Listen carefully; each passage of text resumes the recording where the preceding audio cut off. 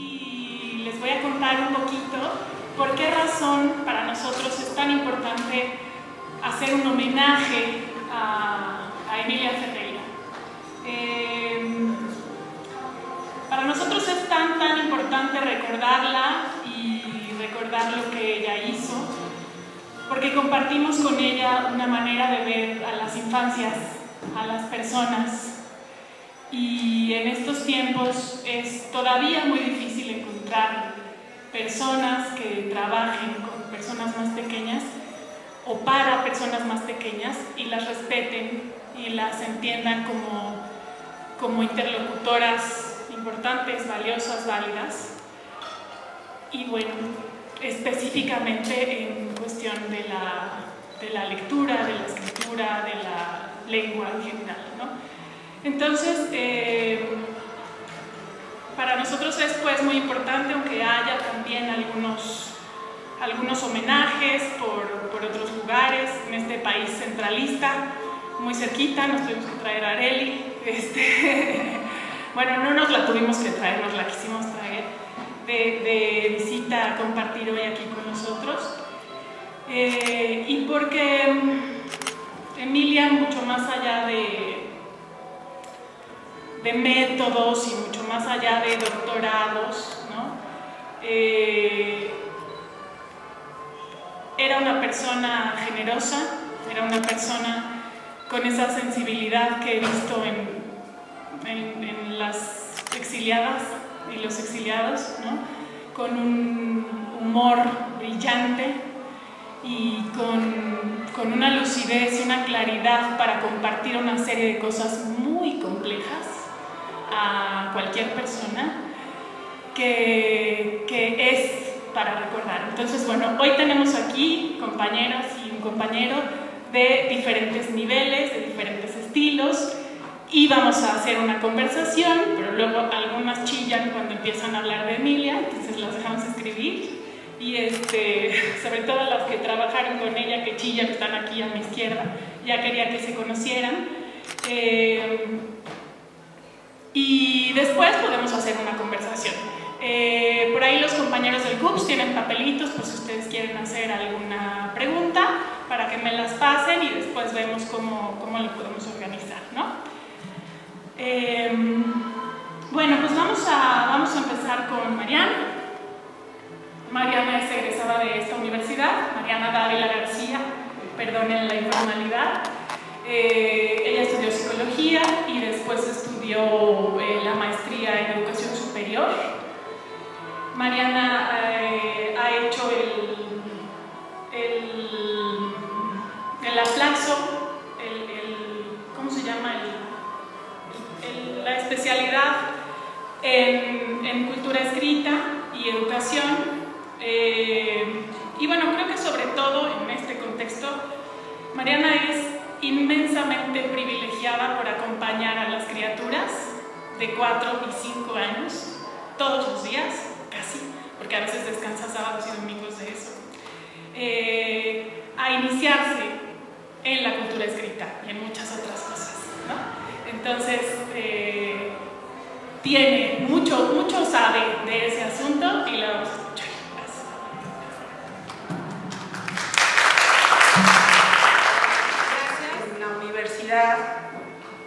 No solo acá, pero podamos abrir espacios para este tipo de reuniones que reconozcan el trabajo de una mujer como lo fue Emilia Ferreira.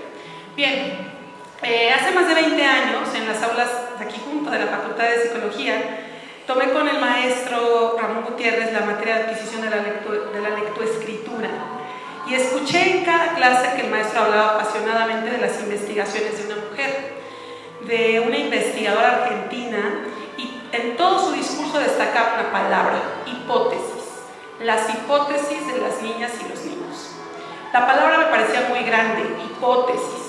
Eso me sonaba a ciencia, método científico, y para mí en ese momento solo estábamos hablando de procesos para aprender a leer y escribir.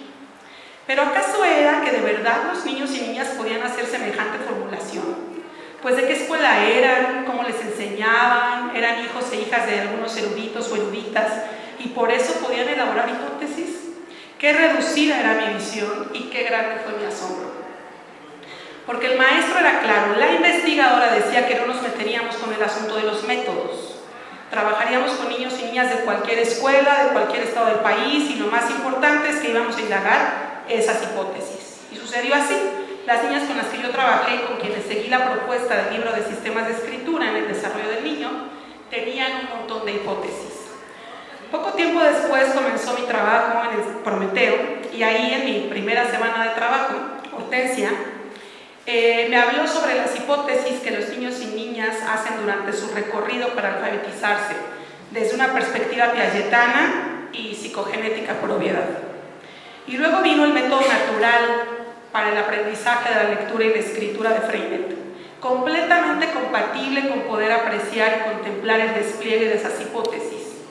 Y hago la mención de estos dos grandes, de Freinet y de Piaget, en un conversatorio sobre Emilia Ferreiro, no por ser autorreferencial, sino porque en un ejercicio que la misma Emilia hacía muy bien, explicaba cómo estas teorías, filosofías, propuestas y principios, bueno, algunos de ellos, se abrazan entre sí para acomodarse en un trabajo que complementa el entendimiento de la génesis del conocimiento en la infancia, en una respetada infancia.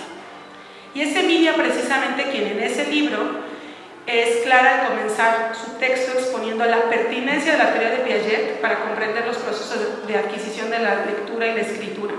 También lo hizo en otros libros más, como el de Cultura Escrita y Educación, refiriendo que es con y desde Piaget que logra estas aproximaciones psicogenéticas. Siguiendo pues con las hipótesis, el libro, realizado en colaboración con Ana Teverovsky, realiza el planteamiento de que los niños y las niñas elaboran ideas o hipótesis que ponen continuamente a prueba frente a la realidad y al proceso piagetano de acomodación, esperando ser corroboradas para llegar a un nuevo nivel, un conocimiento objetivo. Y su trabajo de indagación lo hicieron desde un enfoque de situación experimental, estructurado pero flexible, en el que iban descubriendo las hipótesis que el niño pone en juego a raíz de las tareas propuestas. Esto supuso una interacción entre el niño y la niña y el objeto de conocimiento, o sea, la escritura, bajo la forma de una situación a resolver y con un diálogo que puso de manifiesto el pensamiento infantil. El diseño experimental comprendía tanto situación de interpretación del código alfabético como de situaciones de producción gráfica, con la introducción de elementos conflictivos que requerían del niño un razonamiento. Un interrogatorio individual con un método de indagación inspirado en el método clínico o exploración crítica, que Emilia refiere es utilizado ampliamente en la escuela ginebrina, que exploraba los conocimientos del niño respecto a las actividades de lectura y escritura. Quedaron fuera de esta evaluación las concepciones en términos de respuestas correctas o respuestas equivocadas, porque es la conceptualización de la escritura lo que quería conocerse.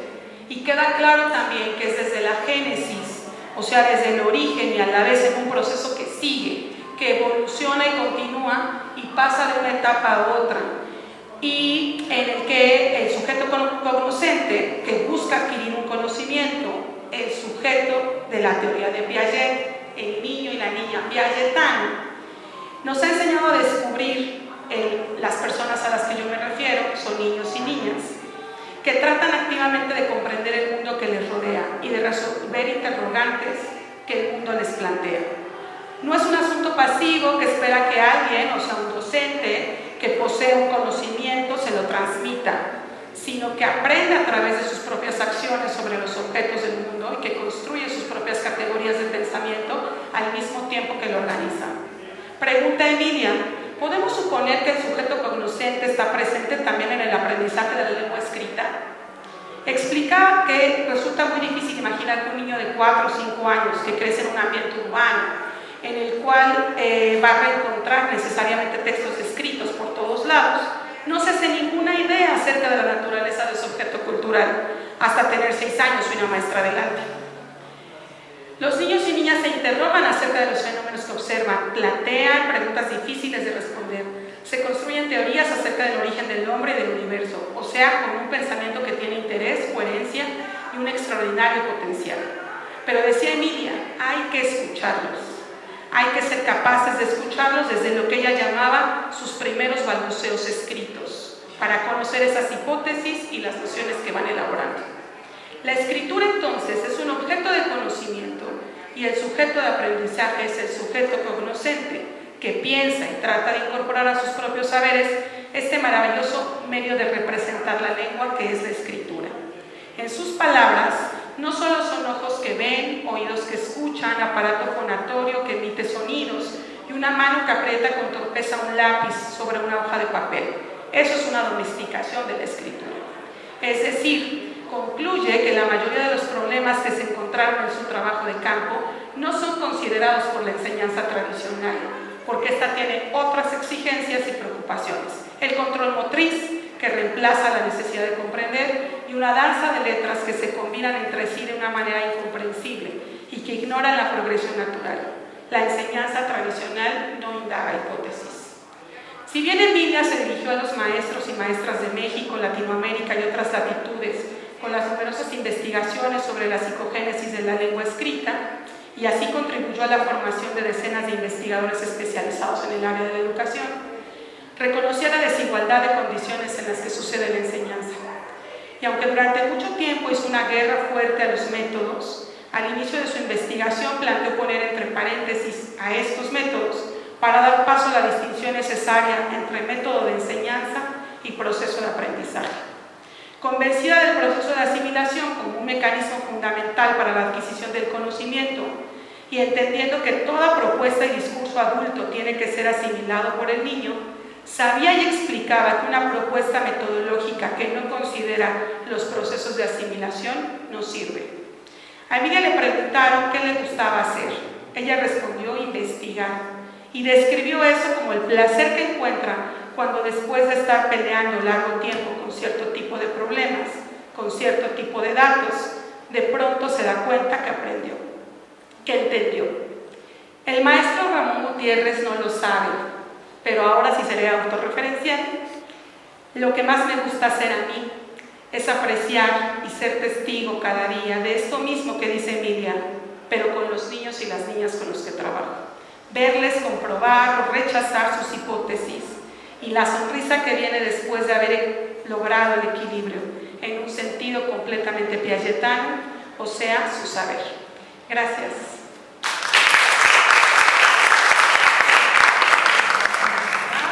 Y también hizo la maestría en el CREFAL, la maestría en Políticas Públicas para el Desarrollo Social y la Gestión Educativa. Pero además Mirta es la directora del Centro Universitario de Participación Social, que es el centro que ha tomado en sus manos y transformado y resignificado la alfabetización de las personas adultas que iniciaron algunas escuelas alternativas en el 85, ¿sí? Yo era muy joven. En el 83, dice la que ya lo estaba haciendo. 82, dice la que hizo la historia. Bueno, nadie sabe, ¿no? Pero por ahí más o menos. Entonces, han hecho las cosas de una manera distinta. La alfabetización urbana, la alfabetización en el verano, con las personas de las prepas, etc. Y, por si no lo saben, les cuento que al buscar personas adultas analfabetas han encontrado personas pequeñas sin escuela y que no tienen posibilidad de ir a la escuela. Entonces han empezado también a trabajar estos chavos y chavas con niñas y niños en diversas colonias marginadas de la ciudad y de otras ciudades. Y entonces, bueno, Mirta nos contará de Emilia lo que ella quiera desde Gracias, hola, buenas tardes, también me da gusto vernos por acá, amigos, familiares y colegas de sistemas.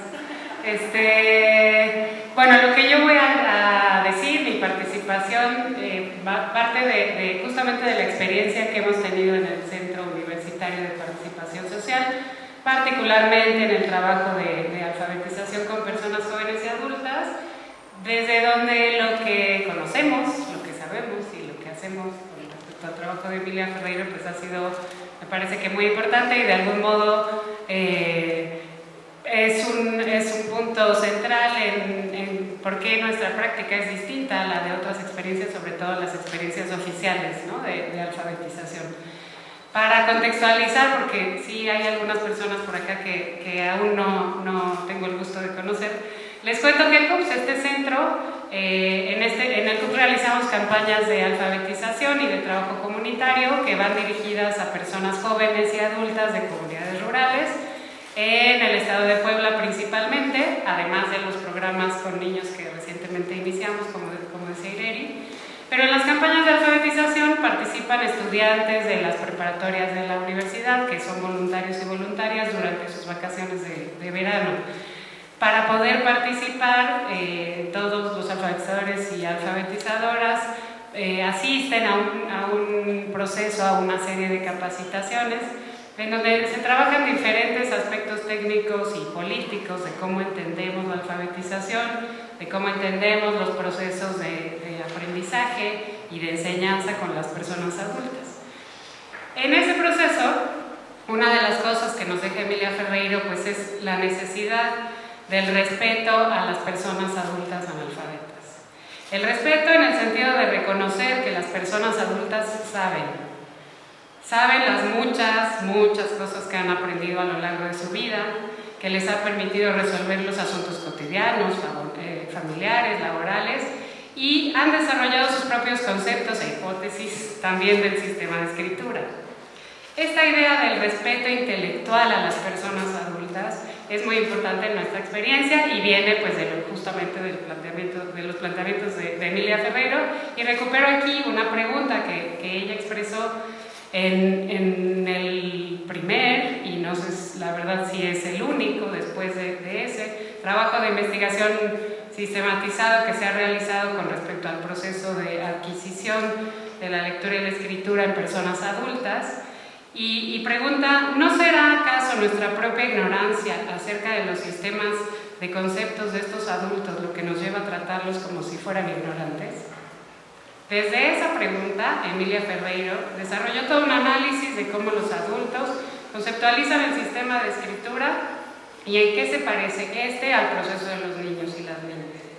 En este análisis dio cuenta de cómo en los adultos existen muchos conocimientos previos que generan diferencias, sobre todo en los primeros niveles de adquisición con respecto a cómo sucede en los niños y las niñas, y pone de manifiesto pues la importancia de la comprensión que tienen los adultos en las funciones de la lengua escrita, y sobre todo del conocimiento que tienen del lenguaje matemático, entre muchas otras cosas que este no es el espacio para desarrollar, pero que es un estudio bien interesante. Con su trabajo nos ha ayudado a entender que no todas las personas analfabetas son iguales, que no todas aprenden de la misma manera y que por supuesto no viven el analfabetismo de igual manera. Y nos ha impulsado a buscar diversas estrategias para conocer, antes de iniciar las clases y los cursos, estos distintos niveles de conceptualización, para pensar nuestras clases de manera diferente, para apuntar a diversos objetivos y sobre todo para enseñar y aprender con respeto y con dignidad. Tristemente, desde los programas oficiales de alfabetización para adultos, continúa vigente la idea de que con un libro o con un método único todos podemos aprender, donde se piensa que los adultos tienen un total desconocimiento del sistema de escritura y que son ignorantes. Sin embargo, aún en estos espacios, Emilia Ferreiro ha dejado muchos aprendizajes, muchas reflexiones y mucho por trabajar en torno a la alfabetización de adultos, tanto en aspectos didácticos y metodológicos como en una postura política, en lo referente a quiénes son, cómo aprenden y para qué aprenden las personas adultas. Y por supuesto, también en el trabajo con los niños y niñas, que ahora empezamos a conocer también. Celebramos entonces su vida, su trabajo y todo lo que ha contribuido a seguirnos formando y transformando como un espacio educativo. Y ya, gracias. Una que no era psicóloga, hizo el doctorado en la UAM Xochimilco en Ciencias Sociales, y en un área que se llama Sociedad y Educación. Hizo la maestría en el DIE del CIMBESTAD y su asesora de tesis fue nada menos que Emilia Ferreiro. Su tesis se llamaba Pensar la lengua a través de la cultura, ahorita nos dice ella, porque ¿para qué me está corrigiendo aquí, verdad?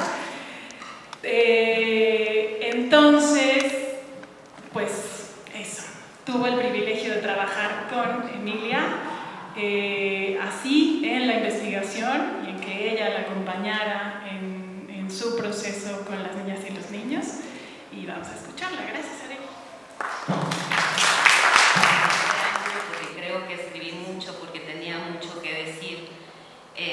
Pues voy a empezar a leer un texto que dividí en dos partes.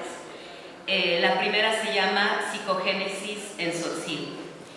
Ingresé a la maestría del Departamento de Investigaciones Educativas del CIMESTAD en 2008. Cuando le comenté a Emilia mi interés por realizar mi tesis sobre el totonaco, ella me comentó que tenía más familiaridad con el tzotzil y en general por las lenguas mayas. Había asesorado la tesis de doctorado de Alejandra Pellicer, hoy convertida en el libro Así escriben los niños mayas su lengua materna, y de Magnolia Bolum, hablante del tzotzil, y Magnolia Bolum, hablante del tzotzil, estaba por terminar su tesis de maestría intitulada Conceptualizaciones de hablantes de la lengua tzotzil sobre variantes de la escritura en su lengua materna. En el documental Argenmex, una producción del Canal 22 que rescata el legado de intelectuales que arribaron a México a causa del exilio durante la dictadura argentina, Emilia habla sobre Magnolia. Pues aquí, y cito, pues aquí el hecho de que las grandes culturas prehispánicas y de esa persistencia del indígena y esa presencia masiva del mestizaje es algo que hay que aprender a entender y lleva su tiempo. Y yo estoy muy contenta de tener ahora por primera vez en el programa de maestría a una alumna que es de lengua materna indígena, es una tzotzil de Chiapas, porque me está ayudando a entender más esta cosa que se puede entender desde el punto de vista folclórico, ¿viste? Y con este viste tan argentino, la recuerdo mucho. Lo puedes entender intelectualmente, pero vivencialmente hay momentos en que, los únicos momentos en que me he sentido realmente extranjera es cuando toco la cultura indígena, así, bien en serio. Sin embargo, la inquietud de Emilia por analizar las recientes escrituras en lenguas indígenas se había manifestado desde los años 90. En un capítulo del libro intitulado El bilingüismo, una visión positiva, la autora plantea que el multilingüismo es la situación natural del mundo, que hay que asumir el bilingüismo como un valor positivo y las consecuencias de esa suposición. Visionaria como siempre, refiere que este será el reto de las próximas décadas. Asumí, pues, la invitación inspirada por este fragmento del mencionado texto, y cito, suponiendo que sea cierto, como reiteradas veces se ha afirmado, que una lengua es también una cierta visión del mundo, ¿qué ventajas tiene descubrir desde muy temprano que las visiones del mundo no son absolutas, sino relativas? Fin de la cita. Y comencé una tesis que indagaba, desde el lente psicogenético, cuáles eran las nociones que las niñas y niños bilingües tzotziles tenían sobre las lenguas que hablaban. Emilia ha sido más conocida por sus trabajos sobre los niveles de la conceptualización de la escritura, divididos en 5 etapas, y al igual que su maestro, Jean Piaget, paradójicamente han sido malinterpretados, y peor aún, sus valiosas teorías terminan siendo reducidas pedagógicamente a una especie de encasillamientos en las infancias y las adolescencias según su etapa. Estos encasillamientos, de los que la misma Emilia se quejaba, son la aplicación contraria de lo que ellos nos querían transmitir, pues retomando las palabras de Mirta Castedo, y cito, esas pequeñas cabezas que se esfuerzan en crear una lógica para comprender cómo es que se usan las marcas para producir y para interpretar lenguaje, solo pueden ser tratadas como otros, que, como en tantos campos del saber y del conocimiento, piensan distinto. No piensan menos, no piensan poco, no piensan peor, no piensan mal. Nadie que haya comprendido la teoría psicogenética de adquisición de la escritura puede tratar a un otro distinto, como si no supiera, está felizmente condenado a dialogar con lo diferente, a dejarse transformar por un punto de vista distinto, a hacer el esfuerzo de entenderlo y de modificarse para ser entendido. Tuve la fortuna de conocer y trabajar con la última Emilia, que estaba menos preocupada por hallar etapas de progresión en las escrituras infantiles que por dar a conocer la escritura como un campo interdisciplinario en el que convergen disciplinas como la historia, la antropología o la lingüística, entre otras. Plasmó estos intereses en el gran proyecto editorial que dirigió en la colección Lectura, Escritura y Alfabetización de la editorial Geriza. Mi primer acercamiento a su pensamiento fue precisamente mediante uno de los libros de esa colección, en Relaciones de Independencia entre Oralidad y Escritura. Ella plantea que el sujeto en proceso de alfabetización va construyendo nociones sobre la escritura y la lengua. Aclara que en el momento inicial no es precisamente una reflexión sobre la lengua, ya que el objeto lengua no está dado. Lo que sucede es un proceso dialéctico donde el objeto, cito, debe ser construido en un proceso de objetivación, proceso en el cual la escritura provee el punto de apoyo para la reflexión. Fin de la cita. En la escuela, la diversidad siempre se ha abordado como un problema. En mi investigación abordé cómo la escuela intercultural bilingüe se caracteriza por su heterogeneidad. Hay niños y niñas que conviven con más de 2 lenguas en una familia, por ejemplo el celtal, el tzotzil y el español. Hay niños y niñas cuyos padres son profesores bilingües y encuentran como algo cotidiano transitar de un sistema lingüístico a otro desde muy pequeños. Pero también hay niñas y niños que son hablantes pasivos del español, lengua que van practicando casi al finalizar la educación básica. Estas niñas y niños son invisibles en un sistema que no sabe mucho de sus potencialidades. Con Emilia Ferreiro pensé que de lo que se trata es de poner en marcha proyectos educativos que enfrenten la heterogeneidad, la diferencia, vista no como un problema, sino como una posibilidad. Los ejercicios de traducción brindan la posibilidad de transitar de lo lingüístico a lo discursivo y lo textual. Atravesando todo el proceso está la semántica y el mediador entre las lenguas y el sentido que cobran en un nuevo texto es el propio niño o niña.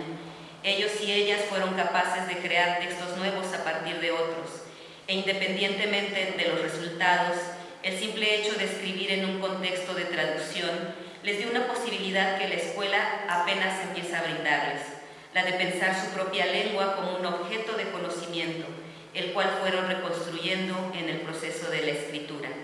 Pero no solo eso, pensaron su lengua a través de la diferencia con otra. La diferencia no es un problema, sino una posibilidad. Estos niños y niñas nos demostraron que hay que tomarla en serio. Y la segunda parte se llama Epílogo, una mujer de manos muy grandes. Lo primero que me llamaba la atención cuando me acercaba a Emilia en asesorías era el tamaño de sus manos. Tenía unas manos muy grandes para su pequeño cuerpo, que se distinguía siempre por la eterna trenza que usó desde sus años con Piaget. Luego venía la profundidad de su mirada. En sus ojos muy redondos se notaba la niña curiosa que debió haber sido. Unos ojos que querían llegar hasta lo más profundo del ser humano. La mirada de Emilia era una cosa inexplicable. Te adentraba ya en el terreno de lo deslumbrante. Emilia me deslumbró desde la primera vez que la leí. Es brillante, provocadora, irónica, contundente. Tampoco olvido su sonrisa. Tenía el humor de las personas brillantes. Era un poco ácida y muy irónica. Fumaba y a veces nos sentamos a fumar juntas. Yo siempre estaba en un estado de perplejidad que era una mezcla de admiración y temor por no cumplir sus expectativas, porque ella lo daba todo. Cuando le llevaba datos de las niñas y los niños con los que hacía la investigación, se mostraba atenta, curiosa, como si fuera la primera vez que leyera esos trazos, tratando de ver cómo se producía el conocimiento sobre las lenguas de ellos y ellas. Cuando me pagó por un lingüista hablante de tzotzil que me enseñara la estructura de la lengua y me ayudara a traducir los textos de las niñas y los niños, me dijo: ¿y me explicas cómo es eso del ergativo, absolutivo, cosa de lingüistas, que nunca he terminado de entender? Una mujer con 7 doctorados honoris causa me pedía que yo le explicara algo. Cuando me fui por primera vez de trabajo de campo, me abrazó y me deseó suerte. Fue la vez que la sentí más afectuosa. Cuando escribía la tesis en el DIE, me dijo que no importaba la hora y que no tenía que sacar cita para verla, que ella iba a estar allí para resolver mis dudas. Esa tesis tardó mucho en salir porque era complicada para ella y para mí, pero el día que presenté mi examen es el día más feliz de mi vida. En el brindis dije que fue un placer trabajar con ella. Ella contestó con esa sonrisa irónica: no creo. Siempre me gustó su humor. Sabía a lo que se refería. Con Emilia aprendí el rigor científico que exige mirar el pensamiento de las niñas y los niños. Con Emilia no se podía bajar la guardia en el proceso de investigación, al que nunca dejó de seguir al pie del cañón. Y aún con ese rigor siempre mostraba sentido del humor. Emilia jugaba bromas elocuentes, sagaces e irónicas. Me acaba de jugar una, precisamente ahora, que busco palabras para cerrar este escrito, y buscando en uno de sus libros, refiriéndose a Piaget, dice, cito: es bien sabido que los elogios más elocuentes son los elogios fúnebres. Pero en este caso se trata de un elogio a cierta visión de la infancia y es por tanto un elogio a la vida que continúa, a la investigación que prosigue. Es más un elogio al niño que al maestro que lo hizo nacer. Las mejores frases que tengo para hablar de Emilia son las que ella misma usó para referirse a su maestro. En fin, que trabajar con una genia te cambia la vida. Gracias.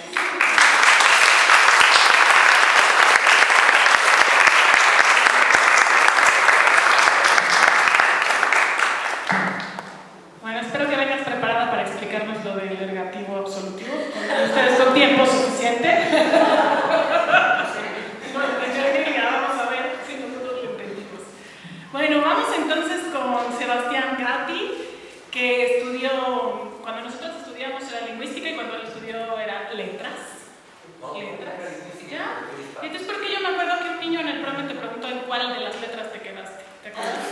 No supiste responder esa pregunta.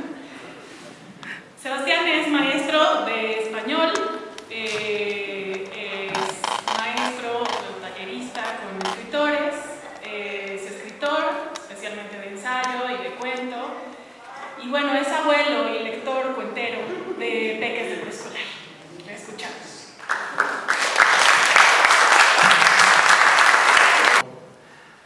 Lo que podría ser una curiosidad, a la mañana siguiente del fallecimiento de Emilia Ferreiro, que los mayores periódicos mexicanos han ignorado olímpicamente, porque estaban muy ocupados con las sesudas declaraciones de los X y de Javier Alatorre sobre el comunismo en los libros de texto y el peligro comunista en los libros de texto.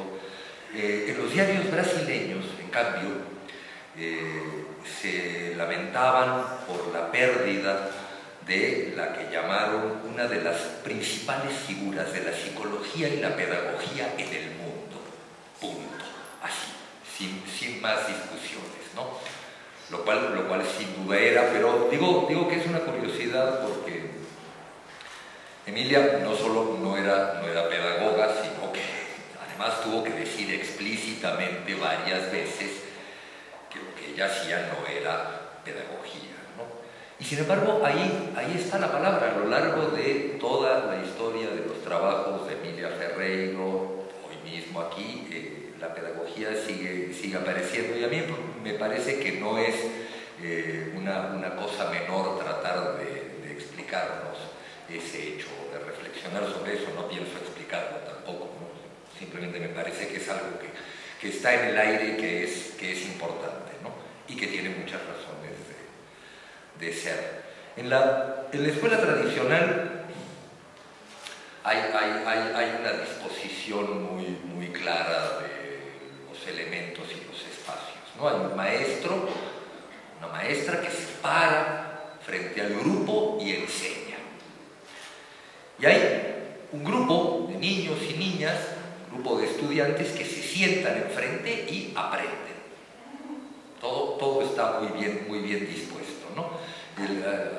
El maestro es una especie, no quería usar las imágenes habituales extraídas de la comunicación, emisores y receptores, que me parecen poco explícitas. Digamos que el maestro o la maestra, en esa concepción de la educación, es una especie de sapo que exuda conocimientos, ¿no?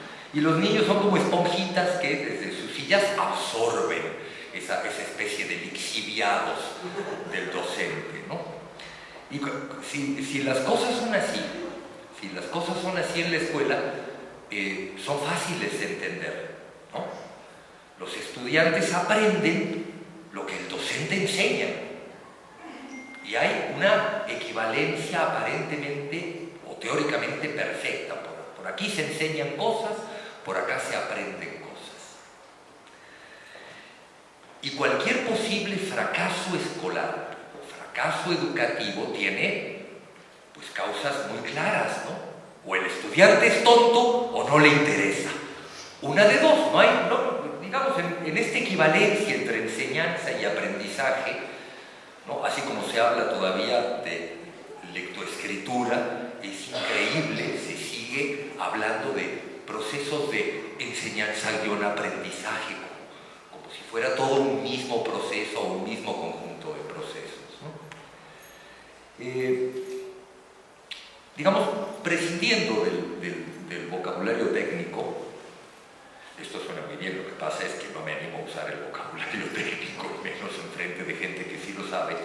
Emilia Piaget, y luego Emilia, describió y explicó los procedimientos por los cuales los niños y los adultos también construyen la representación gráfica de la lengua. Digo que quiero esquivar el vocabulario técnico, pero las palabras son importantes. Construyen, no aprenden. Para distinguir por lo menos entre lo que es una actividad, la construcción, y lo que parece una pasividad, ¿no? El aprendizaje entendido como recepción de cosas ya creadas. Y esos procedimientos que empiezan por la observación, por las hipótesis, por la prueba y error, son esencialmente iguales a los procedimientos de lo que solemos llamar el método científico. Esto siempre me ha parecido extraordinariamente curioso, desde la primera vez que leí algunos de los textos de Emilia, porque significa decir que un niño o un adulto se aproximan a la lengua escrita de la misma manera que un científico, que un buen científico, digamos, frente a su objeto de conocimiento.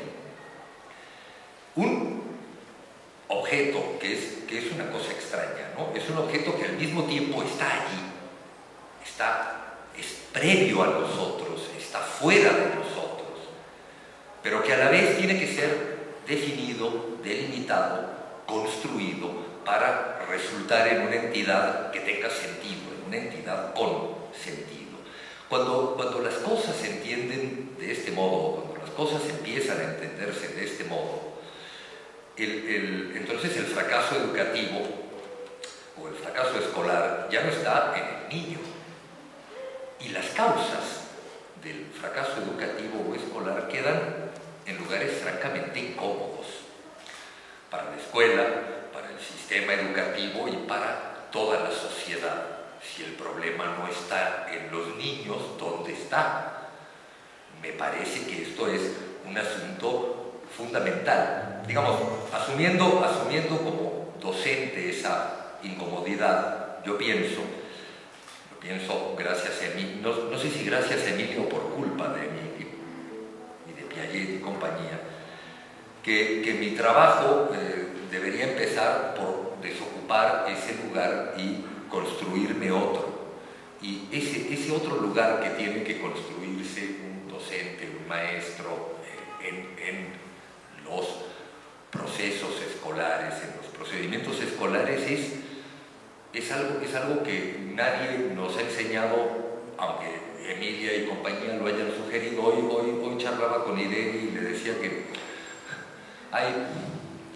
deberíamos aprender algunas cosas de los médicos. Quizás hay un viejo principio médico que suele adjudicarse al juramento hipocrático, pero en realidad no está ahí.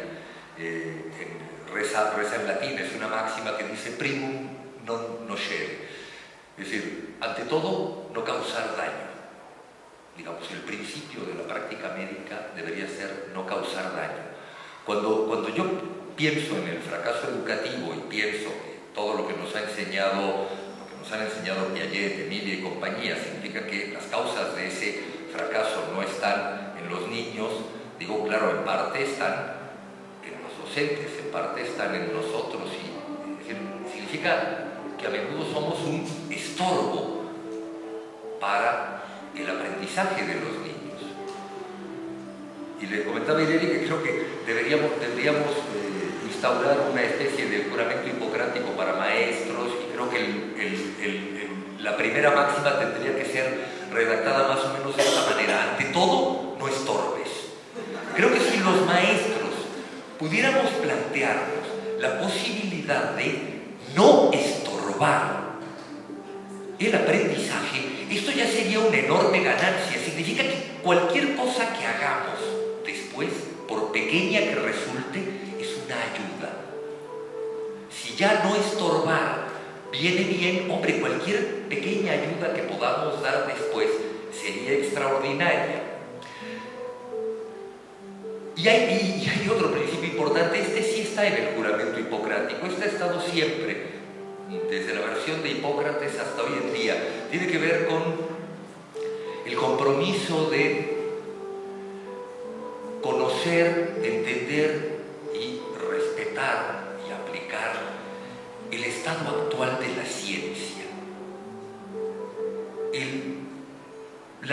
La tesis de Emilia Ferreiro sobre la tesis hecha con Piaget sobre los tiempos verbales y estos asuntos en la escritura de los niños es del 70-71.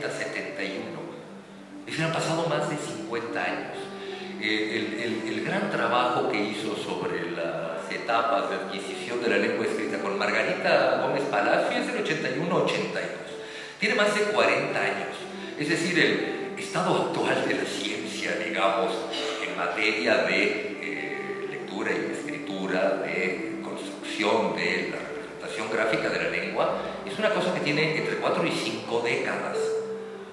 Es más o menos increíble que todavía pueda existir un magisterio que no haya leído esos textos, y no es que sean fáciles, no quiero decir que existe un magisterio que no los entienda.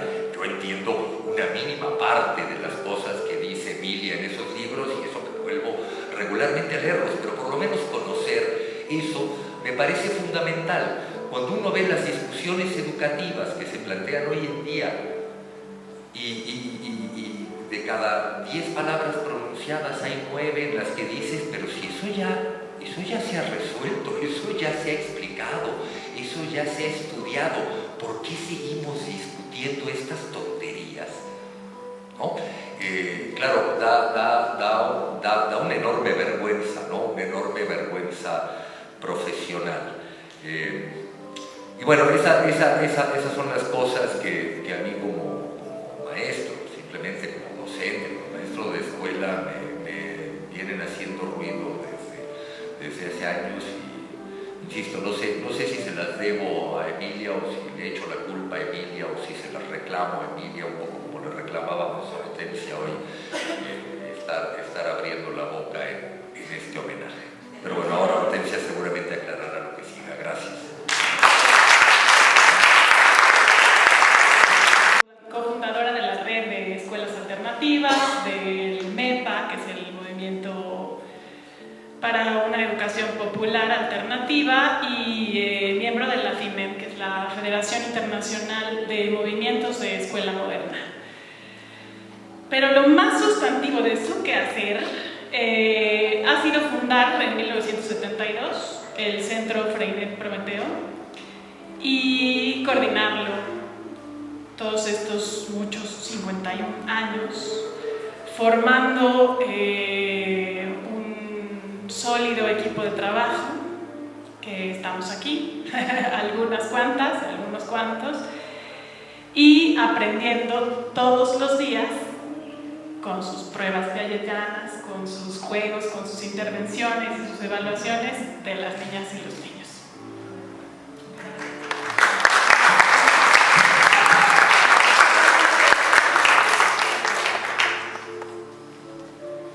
Sí quiero pecar de autorreferencial yo.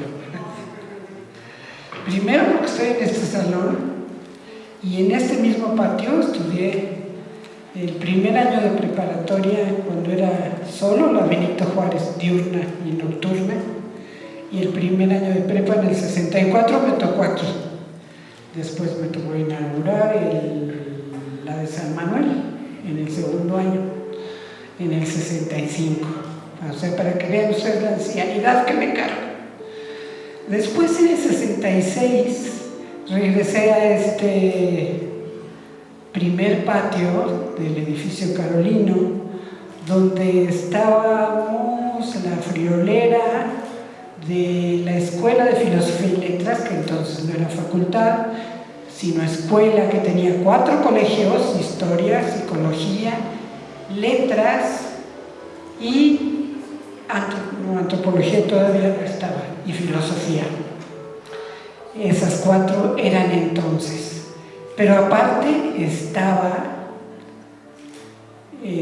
Contaduría y Economía. ¿Se imaginan cómo estaba ese patio? Ahora no nos dejan entrar, pero entonces éramos todos esos por aquí. Y bueno, por fortuna se fue Contaduría propia pronto de aquí. Y luego la mitad de Contaduría se fue a la UPAEP, que la fundaron pronto, y se quedó, y Economía después en otro patio, y nos quedamos menos. Eso tenía, cuando hablaban de la interculturalidad, un valor importante, porque pues si no teníamos clases con alguien, podíamos entrar a la clase de Semo, de Enrique Semo, en la Escuela de Psicología, de Economía, o los de Economía o de otros se podían meter con nosotros a alguna clase de Alberto Cuevas Novelo, o de alguno de nuestros maestros, porque como eran todos colegios nuevos, teníamos casi puros profesores de México. En el 66 también, sentada en aquel banco, sigo con la autorreferencia, conocí aquí a mi marido en la puerta. Bueno, me vino a decir en una de aquellas bancas que él ya me conocía y que sabía de quién era, y que era el presidente de la sociedad de alumnos, que estaba allá arriba, en una de las ventanas, para que vean que no vengo a hablar de Emilia, sino de mí. Y que cada vez que estábamos platicando y yo volteaba la cara por algo, sus amigos se volteaban y le hacían caras, que no ibas a tener nunca novia, porque esos eran vicios pequeños burgueses. Y cuando yo volteaba la cara otra vez, se reían y me decían adiós, pero faltaba. Y como eso nos podría contar un montón de anécdotas, la cantidad de cosas políticamente incorrectas que hoy no, por supuesto, no permitiríamos. Nadie podía irse a sentar a la mitad, a la fuente de las mujeres que veníamos aquí, porque era un chifladero espantoso. Entonces, cuando teníamos ganas de irnos a sentar a la fuente, había que venir a las 7 de la mañana, que no había nadie, y después había que dar la vuelta en el patio si ibas a alguno de los otros salones, pegadito a la orilla, porque si no, así nos iba. Entre otras cosas, pues terminé aquí la carrera de psicología danzando al Covarrubias, después al tercer patio, etc., regresando a con ese valor que se daba a la facultad, a la escuela o al colegio de psicología en aquel entonces, que nos podían mover como chilaquiles a donde fuese que estuviéramos. Y aquí volví en el 76 a trabajar. De repente, en el 75, después del movimiento, que el director nos habló que viniéramos a ayudarle a terminar el ciclo escolar, a dar clase de psicología genética, de psicología del desarrollo. Y en mi interés por esa área, conocí en México a quien coordinaba la especialidad en la UNAM. Y un día me habló y me dijo, tienes que venir porque van a venir unas investigadoras sensacionales a dar una conferencia. Ellas trabajan con Piaget, fíjense, en el 76. Y allí fui. Y allí conocí a Emilia por primera vez. Cuando todavía no publicaba el libro, uno de sus libros emblemáticos, conste que digo uno, pero bueno, el más conocido, Los sistemas de escritura en el desarrollo del niño, el que hizo o publicó en el 79 con Anna Taberowski. Pero a medida que ella iba hablando y explicando los procesos y las investigaciones y los datos que había encontrado, yo iba abriendo los ojos cada vez más grandes y diciendo, pero qué tonta, ¿cómo no me había dado cuenta? Pero ¿cómo no pude ser capaz de interpretar esto teniendo una práctica muy cercana a lo que ella estaba haciendo? Porque así lo plantea la pedagogía para la cooperación. Pero en ese seminario internacional que me abrió el panorama, que yo creo que es algo de lo que nos ha pasado a muchas personas que hemos tenido por primera vez, casi diría un elemento de identidad, vi que muchas de las interrogantes, muchas de las observaciones y muchas de las respuestas tenían que ver con tener esa mirada sensible para explicar los procesos y que cobraban sentido, ¿sí? Pero no solo eso me impactó de Emilia y su gran capacidad para comunicar lo que ella observaba y veía.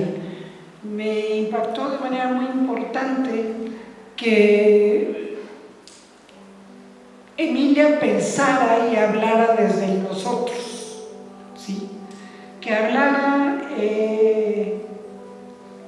para nosotros y que desde su mirada parte de su trabajo central estuviera poder dar una respuesta a las necesidades de los más desprovistos de atención, sea de los estados o de los grupos de poder. Los nadie los llamaría Eduardo Galeano. Y Emilia miraba desde siempre a los nadie. Su preocupación era por qué había esa deserción escolar. Y decía, los que sí pueden ir a la escuela, los que tienen padres que sí los mandan a la escuela, esos niños van a aprender, ¿sí? Con maestros y maestros y a pesar del maestro o de la maestra. Pero los que no pueden ir nunca, los que desertan, los que reprueban cada vez, y a partir de ahí ella tomó esto como objeto de estudio para que fuese un fenómeno explicativo. Y desde entonces, desde el 76, empecé a seguir sus investigaciones y a ser parte de sus miles de admiradores y admiradoras y a tenerla como una interlocutora preferente ante las dudas que me surgían o que me surgen sobre el tema de la cultura escrita. Pienso, como decía Sebastián, en algunos momentos, en decir qué diría Emilia sobre esto o qué hubiera pensado sobre lo otro, ¿sí?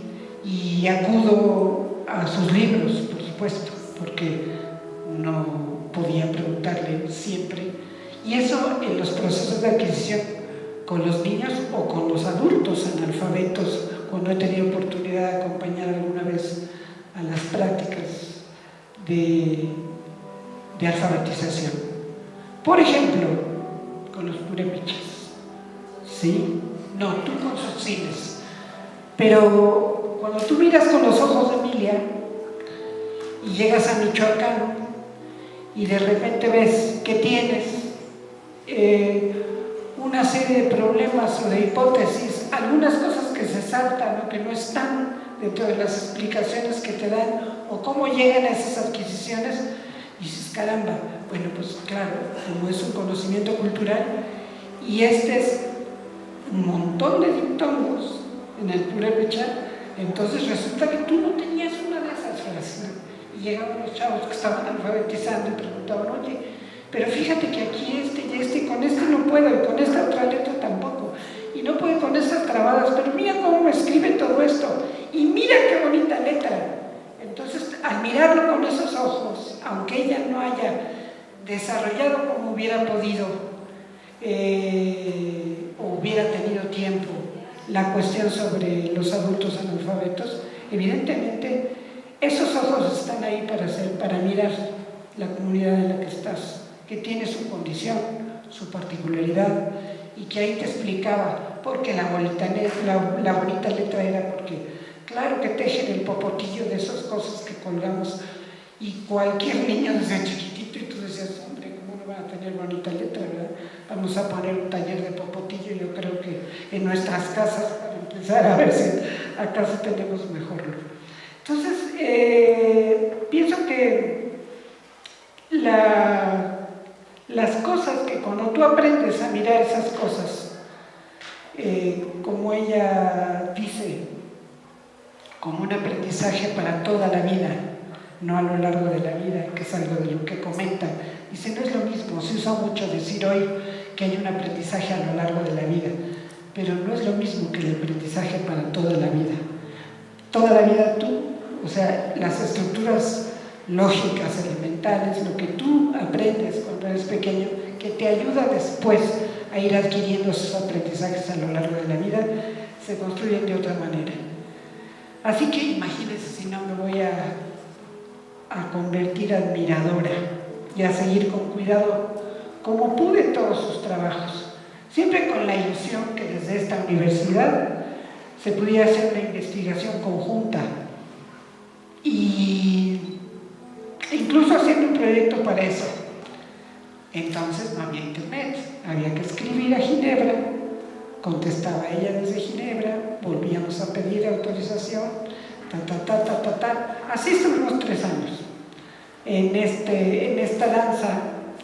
Ella nos dio la anuencia y la aceptación para el proyecto, y por 3 años trajiné para lograrlo, porque una no pierde nunca la ingenuidad, ¿no? Entonces, desde luego que no lo conseguí, porque psicología no era algo pues tan importante como las otras escuelas, los otros colegios, como para estar en el IGUAP o poder estar en esos sitios.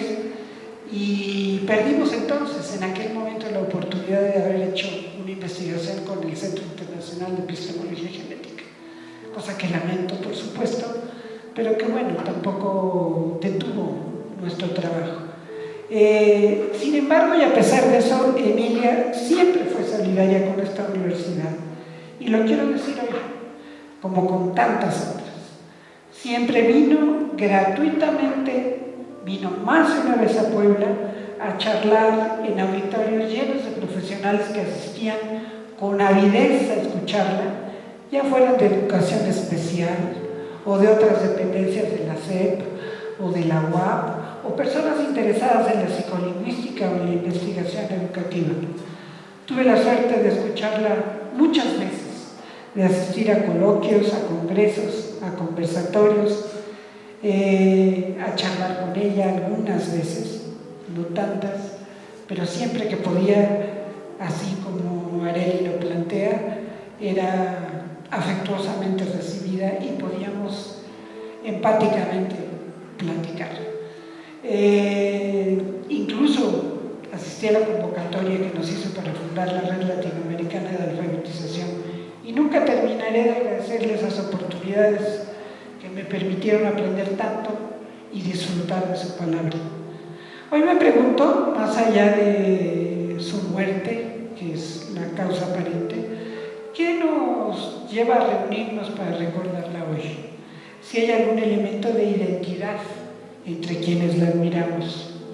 Y supongo que entre otros nos une el asombro y la sorpresa que nos causó escuchar sus explicaciones sobre las escrituras iniciales que tantas veces habíamos visto en nuestro quehacer cotidiano, y esa capacidad suya de mirar lo no visible viendo lo sustantivo, lo que da soporte a todo lo que hay que construir después.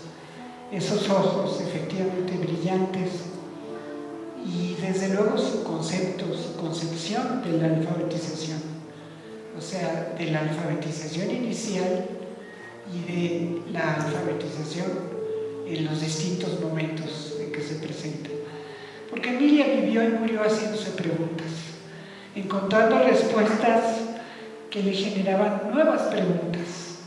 A ella y a tantos más que compartimos el sentido de sus investigaciones.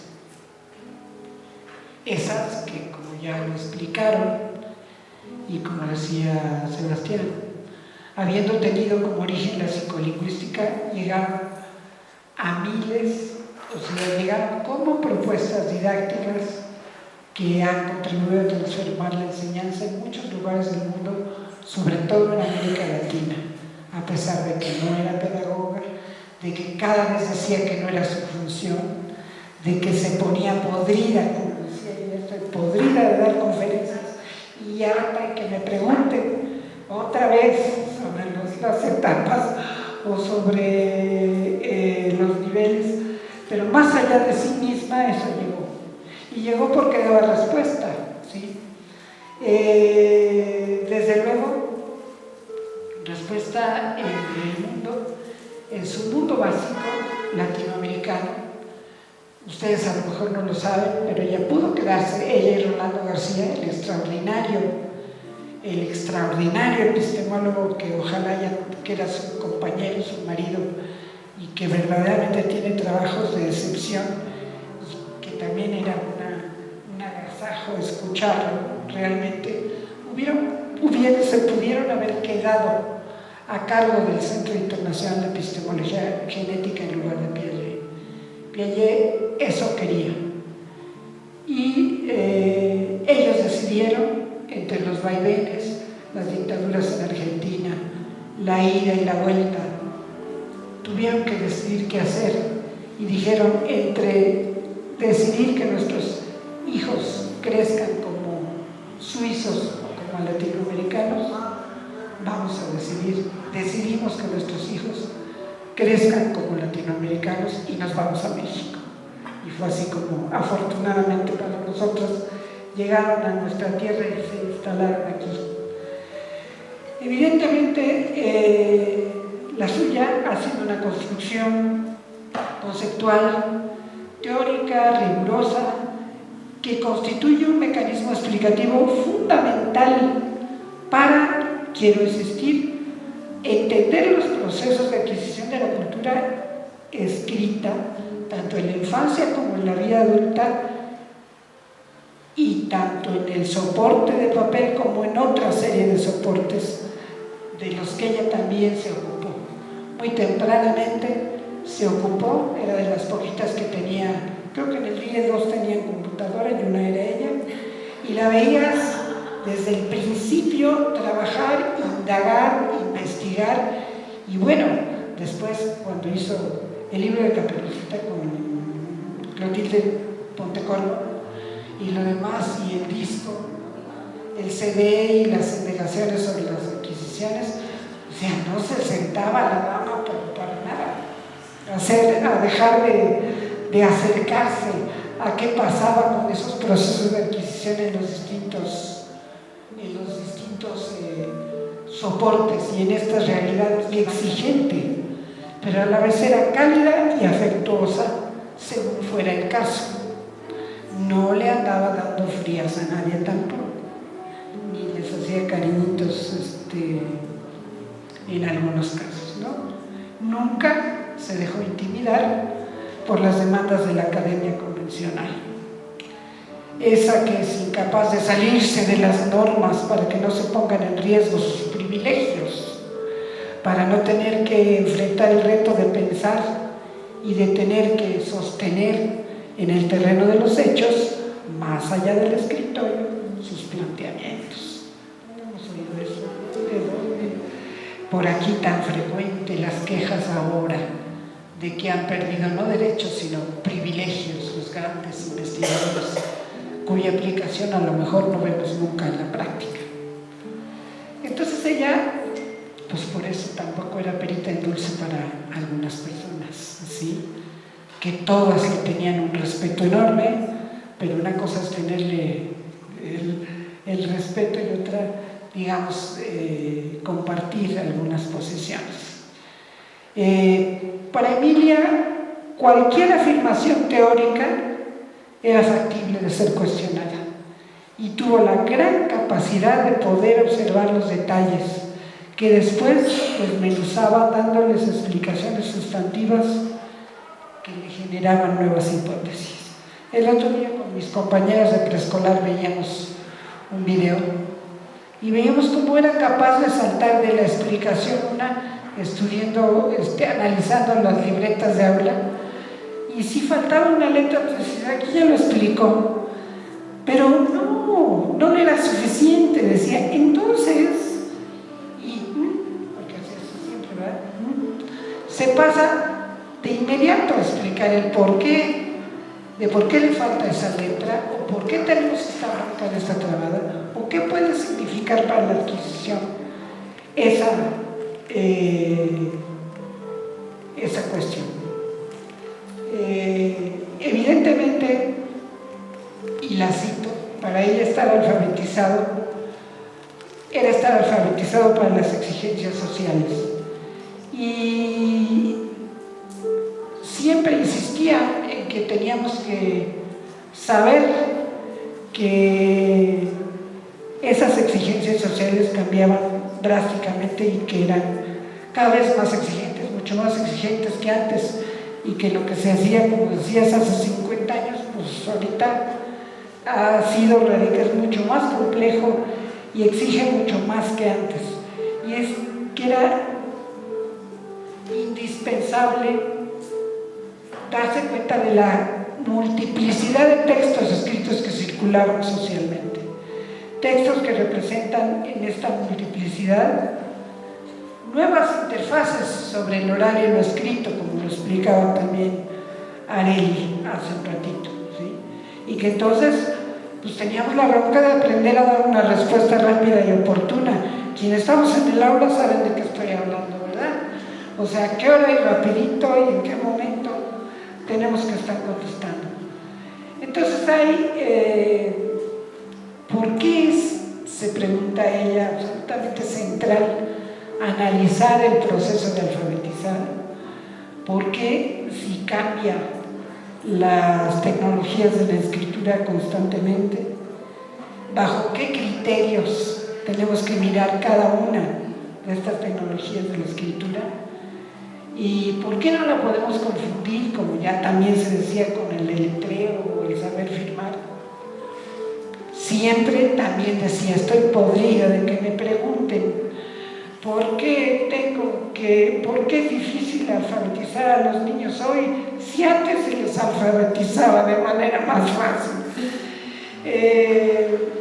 Entonces, bueno, afortunadamente de tanto estar podrida, de dar tantas conferencias, se dio tiempo para ir escribiendo más libros y hacer más investigaciones, porque efectivamente la demandaban tanto que le pasaban cosas como llegar a Brasil, del que hablaba Sebastián, y de repente llevarla a un estadio de fútbol, porque había 25,000 personas para escucharla. Y decía, bueno, Brasil es tan raro, creo que lo refiere en Argenmex también, a donde dice, solo en Brasil me pasa que lo mismo me ponen a dar clases en una conferencia en una iglesia que en un estadio de fútbol. Pero cuando te contaba cómo la impresión que le había dado, que le hubieran llevado a la conferencia y que llegara y ella dijo, es aquí, y entró, vio 25,000 personas, imagínense nomás, ¿no? Entonces, creo que eso es importante y que hay que retomarlo. Este marco teórico innovador, fructífero, verdaderamente transformador, que nos dejó para atender a la alfabetización inicial y permanente, y de paso discutir ese concepto que ahora se usa mucho de las multialfabetizaciones, que tampoco está muy aclarado, porque ahora todos le decimos alfabetización, hasta yo. Y vamos a hacer un proyecto que se llama alfabetización del cuerpo. Y luego me pongo a pensar, después de pues, o sea, ¿cómo tenemos que saber todo del cuerpo propio y qué tal, ¿no? Entonces decimos alfabetización de qué, de todo, pónganse a pensar, cinematográfica, bueno, cinematográfica todavía podrías decir de los lenguajes, pero el alfabeto, o sea, hasta dónde sí o no podemos usar eso. Entonces, para terminar y para cerrar, para no seguirles acatarrando, quiero decir con eso que le debemos mucho, y no quiero hablar en primera persona porque tengo la clara conciencia de que somos muchos y muchas las que le debemos mucho, y que al dar el protagonismo al niño y a la niña obligó a docentes a mirar el proceso con otros ojos, actuando en consecuencia, porque nada de lo que estaba en uso quedó en pie. Cambió la forma de entender esta cultura escrita, la de la práctica escolar, lo que sucede hoy en día nos sigue retando sobre los distintos soportes, y que el hecho de que haya puesto a debate conceptos y prácticas que ni siquiera eran visibilizados socialmente, o que, como dice Sebastián, hoy todavía están discutiendo eso, por favor, ¿no? Si llevamos 50 años discutiendo eso, ahora, ¿qué pasa? Es algo, el haberlos visibilizado, es algo que le debemos. Y que más que los múltiples doctorados, homenajes, reconocimientos, algunos de ellos tardíos, a mi entender, debieron ser mucho antes, en muchos lugares, incluso en el día, que fue muy tardío, ella queda en la mente y en las acciones de miles de docentes y en los logros de miles de niños y niñas que escriben, que comprenden lo que leen y que aman hacerlo. Gracias por eso y por tanto, Emilia, y perdón por la tristeza.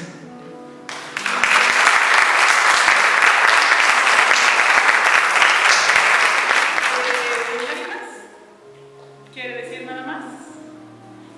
Ni siquiera la adolescente que venía preparada para hacer alguna pregunta.